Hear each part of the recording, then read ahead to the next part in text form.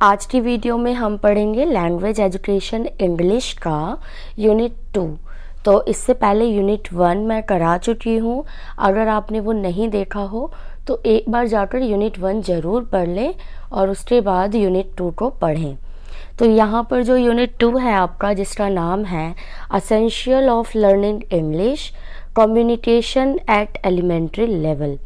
तो अगर बात करेंगे तो ये यूनिट आपकी बहुत ज़्यादा इम्पॉर्टेंट हो जाएगी। इसके अंदर देखोगे आप तो जितने भी ग्रामेटिकल पोर्शन हैं काफ़ी इम्पॉर्टेंट है आपके लिए। सीटेट के लिए भी इम्पॉर्टेंट हो सकते हैं और डीएलएड के लिए तो इम्पॉर्टेंट है ही।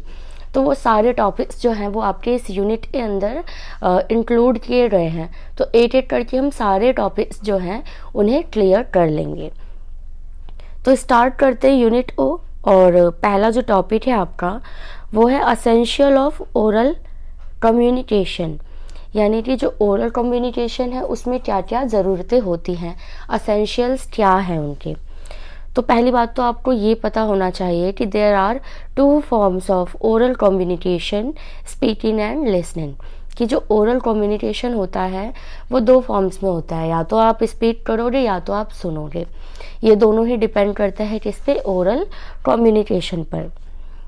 उसके बाद इस असेंशियल हो सकता है कि ये इनकम्पेसेस करता है बोथ स्पीकिंग एंड लिसनिंग, कि ये जो आपके सुनने और बोलने की जो क्षमताएं हैं इन दोनों का ही ये विकास करता है।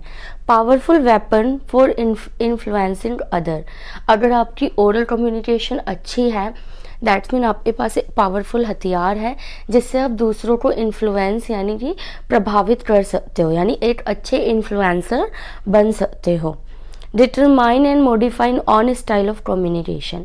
और आप क्या कर सकते हो, अपने अकॉर्डिंग मॉडिफाई कर सकते हो कम्युनिकेशन को। अगर आपकी जो कम्युनिकेशन स्किल है वो अच्छी है, ओरल आप अच्छे से कर पाते हो तो। उसके बाद है ऑलवेज कन्वेज ऑन आइडिया और अ फीलिंग। और जो ओरल कम्युनिकेशन होता है ये हमेशा किस लिए काम आता है, इसका असेंशियल ये भी है कि आपके अंदर कोई विचार है, आइडिया है या कोई भावना है, फीलिंग है, आप उसको जाहिर नहीं कर पा रहे हो। कई बार हमारे मन में किसी फीलिंग्स होती ही हैं तो हम उन्हें बता नहीं पाते with the lake of oral communication.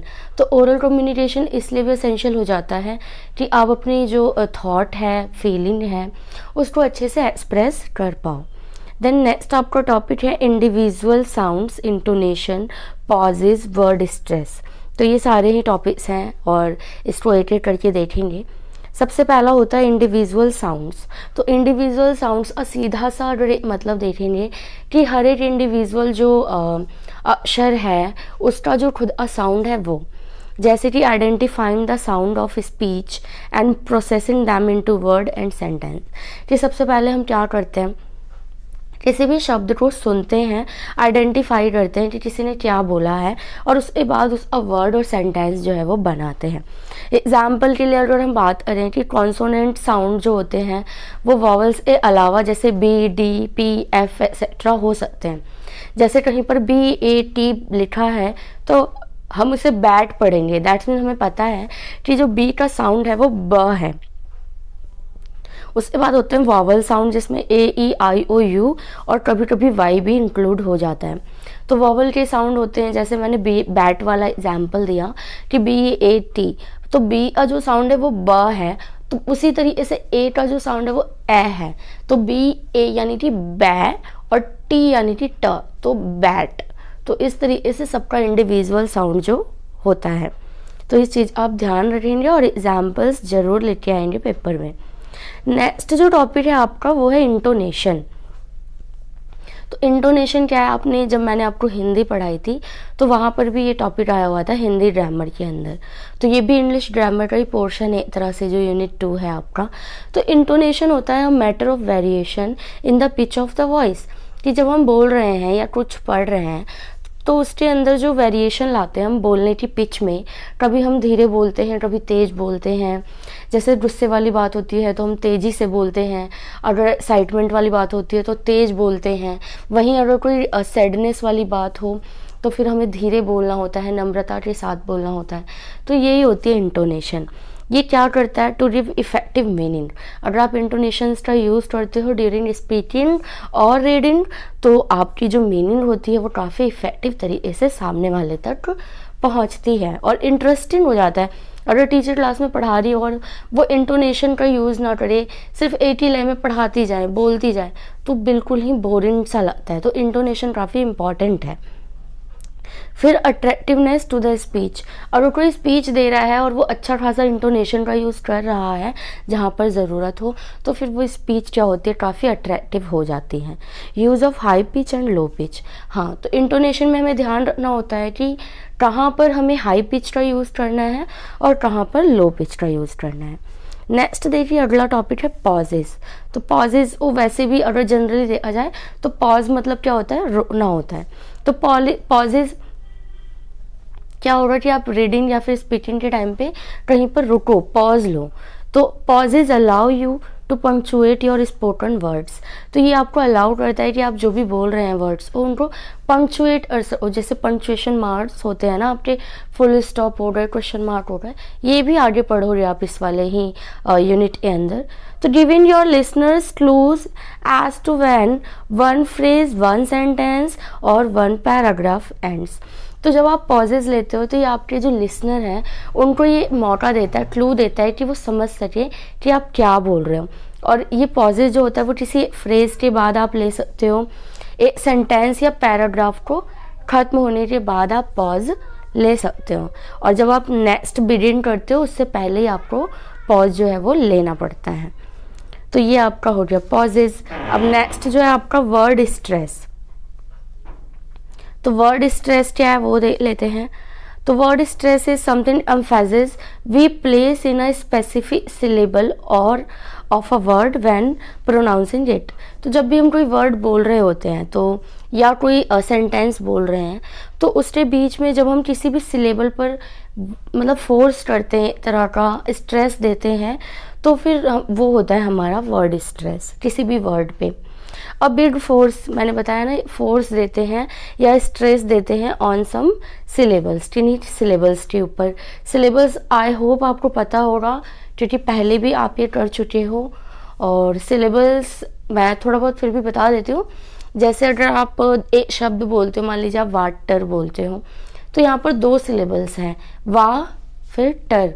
तो इस तरीके से जितने भी शब्द होते हैं उनमें कई तरह के सिलेबल्स हो सकते हैं। It is quite difficult for speaker of other language. ये जो वर्ड स्ट्रेस है कि कौन से वर्ड पे स्ट्रेस देना है कौन से पे नहीं, ये अगर कोई अदर लैंग्वेज का बंदा यूज़ करेगा तो उसको काफ़ी प्रॉब्लम हो सकती है, लेकिन easy for the native speaker. लेकिन जिसकी मदर टंग हो ना उसको कतई इसमें दिक्कत नहीं होगी, उसे पता है कहाँ जोर देना है कहाँ नहीं देना है। एग्जाम्पल के लिए जैसे सेंटर, तो हम सैन यहाँ पर जो है स्ट्रेस दे रहे हैं। ऑब्जेक्ट, तो ऑब यहाँ पर स्ट्रेस हो रहा है।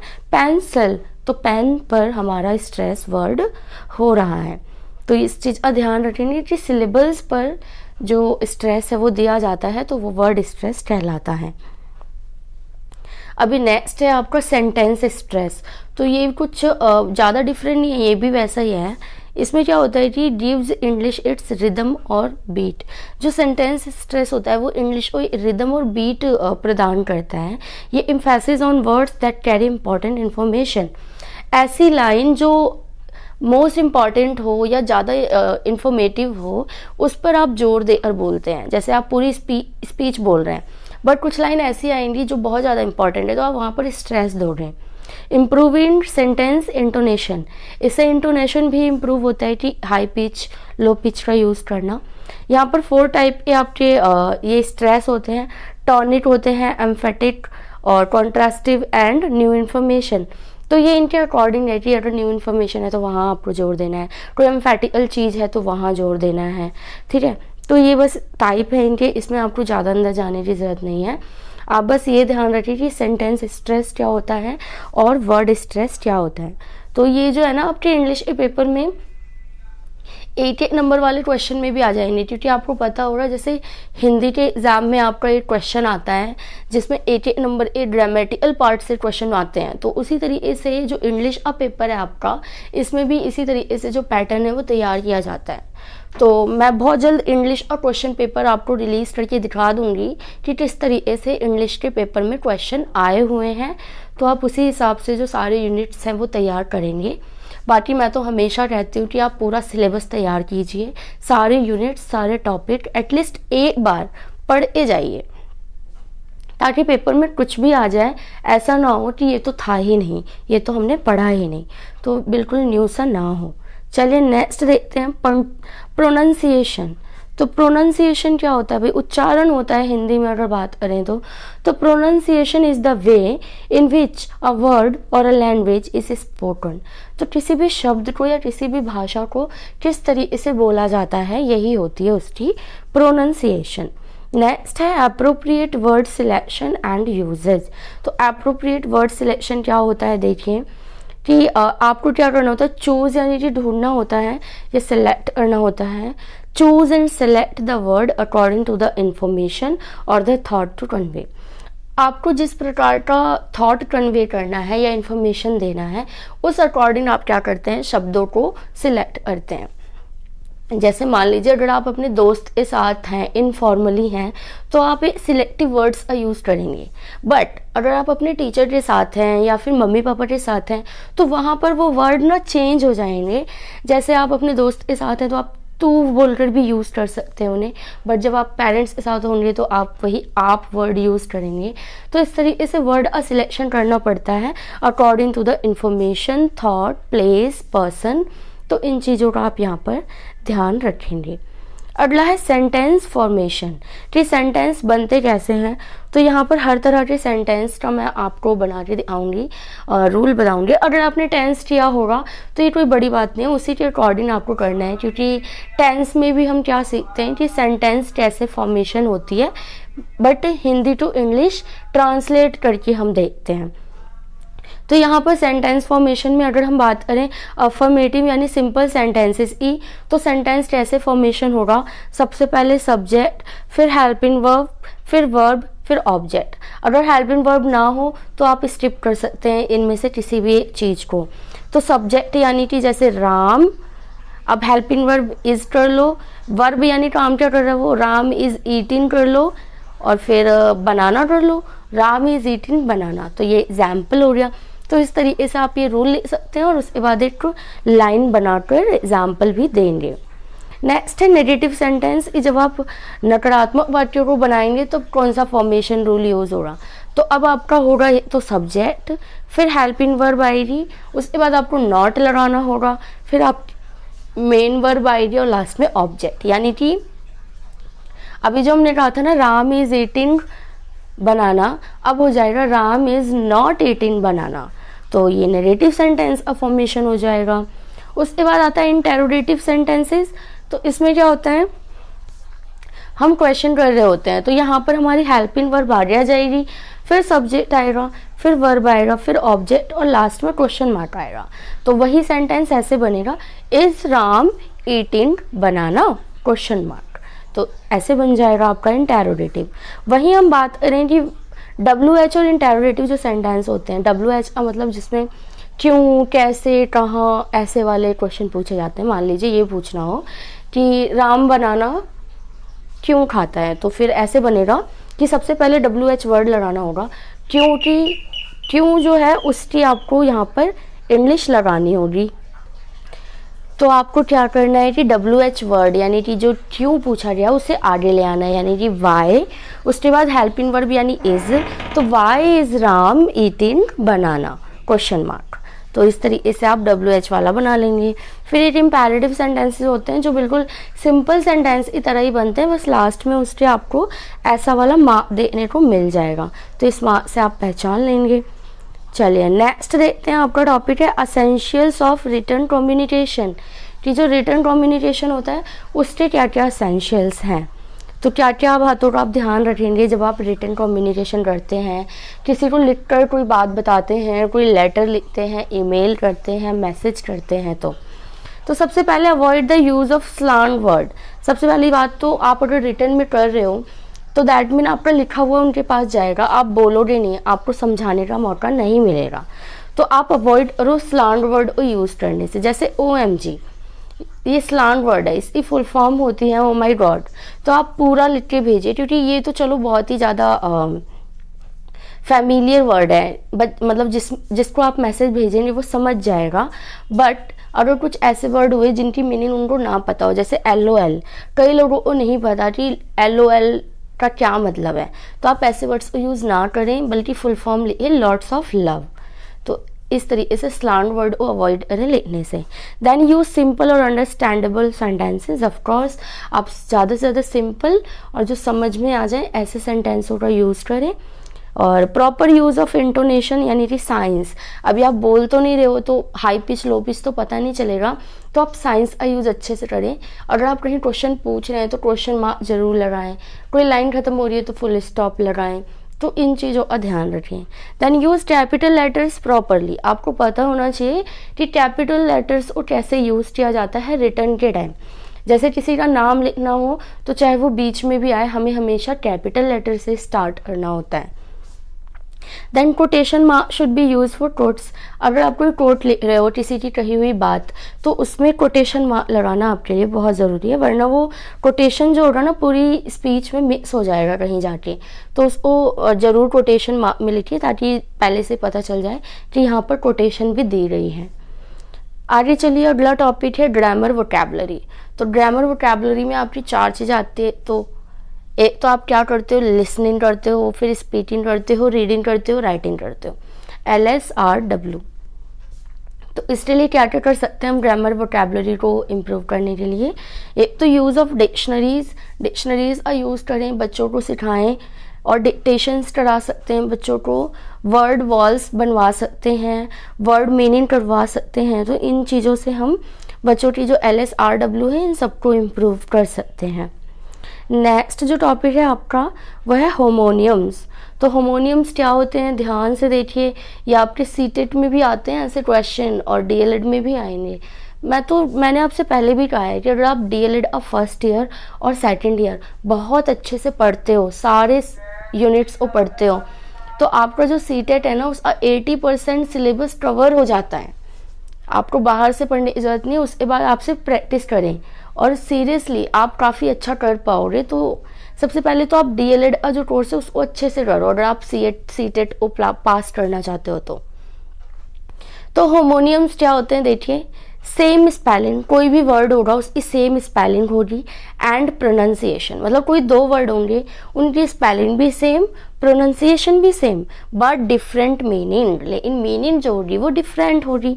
जैसे कि वॉच, WATCH, वॉच, ये वर्ड है, लेकिन ये बोलने में भी जैसा है, इस स्पेलिंग भी जैसे, लेकिन ये 2 तरीके की मीनिंग रखता है। एक तो वॉच होता है वेयरेबल टाइम पीस, यानी कि जो हाथ में आप घड़ी पहनते हो। दूसरा लुक एट समथिंग, किसी को देखना, जैसे वॉचिंग मूवी, वॉच मूवी। तो इस तरीके से ये एक ही वर्ड होते हुए भी इसके 2 मीनिंग है, दैट्स मीन कि ये होमोनियम है। आगे देखेंगे सिनोनियम्स में क्या होते हैं, words that are similar to another word. एक वर्ड दूसरे वर्ड इस मतलब सिमिलर होता है या फिर सेम मीनिंग का होता है, मतलब 2 अलग अलग वर्ड हैं, उनकी जो प्रोनाउंसिएशन है वो भी अलग है, बट मीनिंग जो होती है वो सेम होती है। जैसे एग्जाम्पल के लिए ऑलवेज और फॉरएवर, दोनों का ही मतलब होता है हमेशा। ऑलवेज मतलब भी हमेशा, फॉरएवर मतलब भी हमेशा। उसके बाद आफ्टर और नेक्स्ट, इन दोनों का भी मतलब होता है अगला या आगे। तो नेक्स्ट और आफ्टर ये दोनों क्या हैं, सिनोनियम्स वर्ड हैं। आगे देखिए एंटोनियम्स। तो एंटोनियम्स क्या होते हैं, a word that means the opposite of another word. एक ऐसा वर्ड जो किसी एक वर्ड के अपोजिट हो यानी विपरीत हो, जैसे कि बिग का स्मॉल, ब्लैक का वाइट, डे का नाइट। तो इस तरीके से एंटोनियम्स वर्ड एग्जाम्पल आप इजीली ले सकते हो। एक तरह से अपोजिट वर्ड ही तो होते हैं। अब आगे चलिए, अब आपका थोड़ा पार्ट ऑफ स्पीच और ग्रामेटिकल पार्ट आएगा, तो जल्दी जल्दी देख लेंगे, क्योंकि मे बी आपने ये किया ही होगा, बचपन से ही करते आते हैं बच्चे नाउन प्रोनाउन वगैरह। तो मैं जस्ट इंट्रोडक्शन आपको देती जाऊंगी ताकि सिलेबस वाइज ही हम आगे बढ़ें। तो पहला जो इंट्रोडक्शन टू द नाउन है, तो नाउन की तो मतलब जग जाहिर परिभाषा है, the name of a person, place और थिंग, एग्जाम्पल में Ram, Delhi, table, etcetera. Then pronoun, the word use on the place of noun. Noun की जगह पर जो हम वर्ड्स यूज़ करते हैं वो होते हैं प्रोनाउन, जैसे he, she, we, our, my etcetera, और भी हो सकते हैं। तो इन चीज़ों को आप याद रखें। फिर आता है adverb, the word which give more information about verb. तो ऐसे वर्ड, ऐसे शब्द जो वर्ब यानी जो क्रिया है, कोई काम है, उसके बारे में हमें ज़्यादा बताए कि कोई काम कैसे हो रहा है, तो वो होते हैं एडवर्ब। जैसे कि लाउडली स्पीकिंग, स्पीकिंग तो वर्ब है यानी बोलना, लेकिन कैसे बोला जा रहा है, लाउडली यानी तेज, तो जो लाउडली है वो यहाँ पर एडवर्ब है। उसी तरह स्लो लर्नर, सीखने वाला है लेकिन कैसा है, स्लो है, तो ये आपका क्या हो जाएगा, एडवर्ब। आगे देखेंगे हम एडजेक्टिव्स, तो the words which give more information about noun और प्रोनाउन। तो नाउन और प्रोनाउन के बारे में जो हमें थोड़ा और बताते हैं वो होते हैं हमारे एडजेक्टिव, हिंदी में इसे विशेषण कहते हैं। जैसे गुड बॉय, बॉय कैसा है, गुड है, तो जो गुड वर्ड है वो आपका यहाँ पर एडजेक्टिव हो जाएगा। अगला जो टॉपिक है हमारा वो है कनेक्टिव्स। तो कनेक्टिव्स क्या होते हैं, द वर्ड्स और फ्रेज यानी ऐसे वर्ड या फ्रेज दैट लिंक सेंटेंसेज और क्लाउजेज टुगेदर।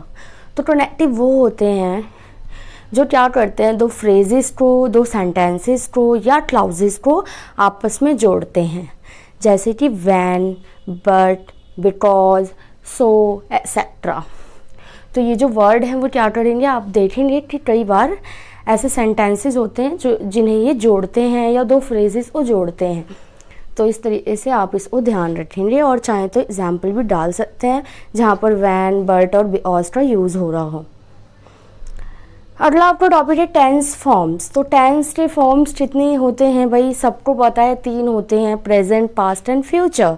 लेकिन आपको सिर्फ इतना लिखने से काम नहीं चलेगा, आपको इनके सब पार्ट्स भी लिखने होंगे, जैसे कि प्रेजेंट, पास्ट और फ्यूचर, इन तीनों के ही 4 पार्ट्स और होते हैं, indefinite, continuous, perfect, perfect continuous. तो प्रेजेंट ए भी ये 4, बस आपको क्या करना है कि इन सब के आगे प्रेजेंट लगा देना है, फिर पास्ट लगा देना है, फिर फ्यूचर लगा देना है, और इस तरीके से ये टोटल 12 फॉर्म ऑफ टेंस हो जाएंगे।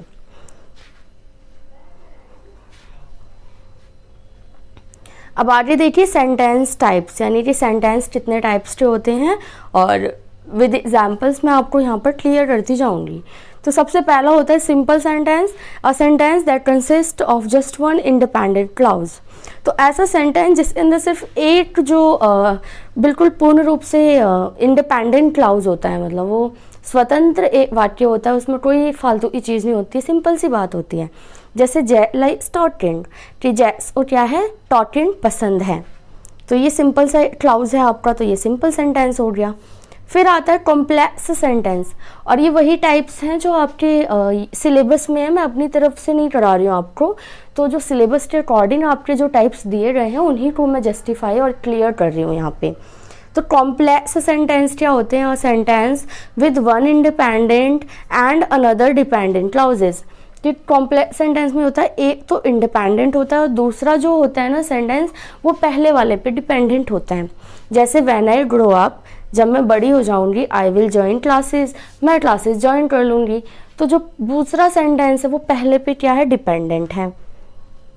अब नेक्स्ट देखिए कंपाउंड सेंटेंसेस। तो कंपाउंड सेंटेंस क्या होता है, sentence that connect two independent clauses. इसमें दो इंडिपेंडेंट यानी दोनों ही मतलब एक पूरे सेंटेंस है इंडिपेंडेंट है, और क्या होता है typically with a coordinating conjunction, और कंजक्शन की मदद से जुड़े हुए होते हैं। कंजक्शंस क्या होते हैं, जैसे एंड हो गया है ना, और हो गया, ये सब कंजक्शन होते हैं। तो एग्जाम्पल देखो, I have a pet cat, एक पहला ये इंडिपेंडेंट क्लाउज हो गया, फिर एंड जो है वो कंजक्शन है, इसने जोड़ दिया है हर नेम इज किटी, कि मेरे पास एक पेट कैट है और उसका नाम किटी है। तो एंड से ये दोनों इंडिपेंडेंट क्लाउजेस जुड़े हुए हैं। नेक्स्ट जो आपका टॉपिक है वो ही है क्लाउजेस। तो क्लाउजेस क्या होता है, एन आइडिया और a statement that can stand alone. Clause क्या होता है, थॉट होता है, एक आइडिया होता है जो अकेले रह सकता है, मतलब सिंपल सी बात होती है छोटी सी, ये कंप्लीट थॉट होता है। जैसे इसमें जैसे कि सब्जेक्ट और वर्ब होते हैं, जैसे आई लाइक एप्पल्स, मुझे एप्पल्स पसंद हैं, तो ये क्या हो गया, एक तरह से क्लाउज हो गया। इसमें कोई कंपाउंड नहीं होता, कॉम्प्लेक्स नहीं होता, ये सारी चीज़ें नहीं होती। अगला टॉपिक है रिपोर्टेड स्पीच, यानी कि indirect speech without directly coating. तो रिपोर्टेड स्पीच में क्या होता है कि डायरेक्टली ना बोलकर हम इनडायरेक्टली चीज़ों को बोलते हैं। एग्जाम्पल के लिए देखो, शी सेज, उसने कहा आई लाइक फिश, उसने कहा कि मुझे फिश पसंद है। तो ये कोटेशन के साथ बता दिया हमने कि उसने जो कहा था बिल्कुल डायरेक्टली हमने बता दिया। लेकिन अगर हमें इनडायरेक्ट बताना हो, रिपोर्टेड स्पीच करनी हो, तो हम बोलेंगे she said that she like fish, कि उसने कहा था कि उसको फिश पसंद है। तो इस तरीके से डायरेक्ट ना बोलकर हम इनडायरेक्टली बातों को बोलते हैं, कोटेशन को यूज़ नहीं करते हैं, कॉमा वगैरह को यूज़ नहीं करते हैं। इससे काफ़ी रूल होते हैं चेंज करने के। अगर आपने ग्रामर पढ़ा हो इंग्लिश का तो वहाँ पर आप पढ़ेंगे, बहुत सारे रूल होते हैं कि प्रेजेंट को किस में चेंज करना है, कॉमा को किस में चेंज करना है। तो इस तरीके से आप इसको सीख पाएंगे।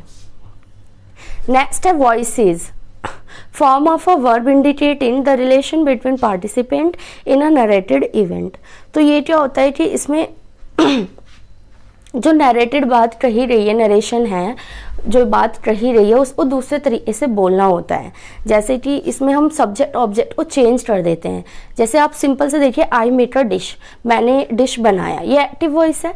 बट इस अगर पैसिव वॉइस बनाना हो तो मैं कहूँगी a cake is made by me, कि एक केक मेरे द्वारा बनाया गया। तो इस तरीके से भी बोल सकते हैं। यहाँ पर सब्जेक्ट ऑब्जेक्ट बन जाएगा और ऑब्जेक्ट सब्जेक्ट बन जाएगा। अब नेक्स्ट टॉपिक पे चलते हैं, पंक्चुएशंस। तो सबसे पहले जो आपके सिलेबस में है हम उन्हीं पंक्चुएशंस को करेंगे। और पहला जो है वो है अपोस्ट्रोफ। तो व्हेन लेटर्स और word are contracted and sound are omitted merged, कि जब लेटर या वर्ड क्या होते हैं दूसरे से कॉन्ट्रैक्ट होते हैं तो वहाँ पर जो साउंड होती है वो या तो मर्ज हो जाती है या हट जाती है। तो उसके लिए हम यूज़ करते हैं अपोस्ट्रोफ का। ये देखिए, ये वाला निशान होता है, जैसे कि आई एम, इस आई एम को हम ऐसे फुल भी लिख सकते हैं। और एपोस्ट्रोफ का यूज़ करने से यहाँ पे ए जो होता है ना वो हट जाए, एम ऐसे हो जाएगा। ये देखो, यू विल का योल ऐसे हो जाएगा। तो ये यहाँ पर एपोस्ट्रोफ जो है वो कई जगह यूज़ होते हैं।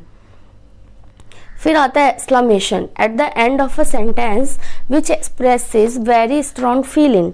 तो जो भी ऐसे सेंटेंस होते हैं जो बहुत स्ट्रॉन्ग फीलिंग्स को शो करते हैं तो उसके एंड में हम लगाते हैं एक्सक्लेमेशन साइन, जो कि ये वाला होता है ऐसे करके।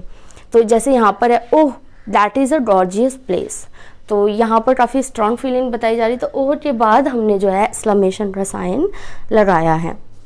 फिर आता है आपका कोलोन। तो कोलोन क्या होता है, used when the upcoming sentence clarify the first word और क्लाउज। तो कोलोन हम उस वर्ड या सेंटेंस के बाद लगाते हैं जिसके बाद जो सेंटेंस जो होता है वो उसके बारे में बताता है। जैसे एग्जाम्पल के लिए सुमन के बाद मैंने ये 2 बिंदी लगा दी, यही होता है कोलोन। और फिर अ ब्यूटीफुल गर्ल, मैंने उसके बारे में बता दिया कि वो एक सुंदर लड़की है। नेक्स्ट है हाइफन। तो हाइफन क्या करता है, यूज टू जॉइन वर्ड्स, कि ये वर्ड्स को ज्वाइन करता है to separate syllables, separate syllables को सेपरेट करता है ऑफ अ सिंगल वर्ड के अंदर। जैसे सन इन लॉ, तो ये बीच में आप देख रहे हो ना हाइफन लगा हुआ है, तो ये सिलेबल्स को क्या कर रहा है, सेपरेट कर रहा है। फिर आएगा आपका इन्वर्टेड कोमा। तो before and after direct speech surrounding what was sad. तो हमेशा जो before and after direct speech, जो डायरेक्ट स्पीच होती है जिसके द्वारा बोला गया है, उसके शुरू और एंड में लगाया जाता है कि क्या कहा गया है। जैसे कि एग्जाम्पल के लिए आई एम थर्स्टी, ये कहा गया ना, शी कंप्लेन, उसने कंप्लेन किया आई एम थर्स्टी, तो उस कोटेट बात को हमने बिल्कुल वैसा का वैसा ही लिख दिया है। तो इसलिए हमने क्या किया, यहाँ पर इन्वर्टेड कोमास का प्रयोग किया है। फिर आपका है अंडरलाइनिंग। तो अंडरलाइनिंग क्या होता है, a horizontal line below a piece of writing. Writing के किसी भी पीस के नीचे हम क्या करते हैं, हॉरिजॉन्टल लाइन खींच देते हैं। Use for the titles, titles के लिए कर सकते हो, और इम्पॉर्टेंट लाइन्स के लिए कर सकते हो, और वर्ड्स टू हाईलाइट, अगर आप किन्हीं वर्ड को हाईलाइट करना चाहते हो तो वहाँ कर सकते हो। जैसे मैं भी यहाँ पर टाइटल्स पे अंडरलाइन कर रही हूँ, आप देख रहे हो। जैसे example, my favourite colour is black, तो मैंने ब्लैक को हाईलाइट किया है ताकि पता चल सके कि हाँ कलर जो है वो फेवरेट कौन सा है, ब्लैक है, क्योंकि बहुत सारे कलर्स में से किसी एक कलर को यहाँ पर चुना गया है। इसके बाद आएगा आपका प्रीफिक्स। तो प्रीफिक्स क्या होता है? वर्ड पार्ट, एक वर्ड ऐसा पार्ट होता है added to the beginning of a word, जो किसी वर्ड के बिल्कुल आगे लगता है, that changes the word's meaning, और वो उस शब्द की मीनिंग को चेंज कर देता है। एग्जाम्पल के लिए अगर वांटेड के आगे अन लगा दिया तो वो अनवांटेड बन जाता है और इसकी मीनिंग भी चेंज हो जाती है। ओपन के आगे अगर हम री लगा दें तो ये री ओपन बन जाता है और इसकी मीनिंग भी चेंज हो जाती है। नेक्स्ट है आपका सफिक्स। अ वर्ड पार्ट, ये भी किसी वर्ड का ऐसा पार्ट होता है added to the end of a word, जो उस वर्ड एंड में लगता है। प्रीफिक्स जो है वो आगे लग रहा था और जो सफिक्स है वो एंड में लग रहा है, और क्या करता है? उसकी वर्ड की मीनिंग को चेंज कर सकता है। जैसे कि वंडर के पीछे अगर हम फुल लगाएं तो वंडरफुल बन जाएगा, हेल्प के पीछे अगर फुल लगा दे तो हेल्पफुल बन जाएगा, और इस तरीके से इनकी मीनिंग भी चेंज हो जाएगी। फिर आता है वर्ड कॉम्बिनेशन। तो वर्ड कॉम्बिनेशन क्या होती है? Word that is composed of part of other word. तो कुछ वर्ड ऐसे होते हैं जो किसी और वर्ड के पार्ट होते हैं, तो उन दोनों को कंबाइन करके ही बोला जाता है। एग्जाम्पल के लिए मोबाइल फ़ोन, तो मोबाइल और फ़ोन दोनों को कंबाइन किया गया है, तो ये वर्ड कॉम्बिनेशन है। कंप्यूटर गेम, अगर हम कंप्यूटर में गेम खेल रहे हैं तो हम बोल देते हैं कंप्यूटर गेम। फिर इलेक्ट्रिक कार, इस तरीके से आप और भी एग्जाम्पल यहाँ पर ले सकते हो। तो ये आपकी यूनिट 2 थी, इंग्लिश थी, और आपने देखा कि यहाँ पर ग्रामेटिकल पार्ट जो था सारा का सारा इंक्लूड किया गया था, और इसलिए ये यूनिट आपके लिए बहुत ज़्यादा इम्पॉर्टेंट हो सकती है आपके डीएलएड एग्ज़ाम्स के लिए। तो थोड़ी सी बड़ी हो रही वीडियो, क्योंकि यूनिट भी आपके बड़े हैं।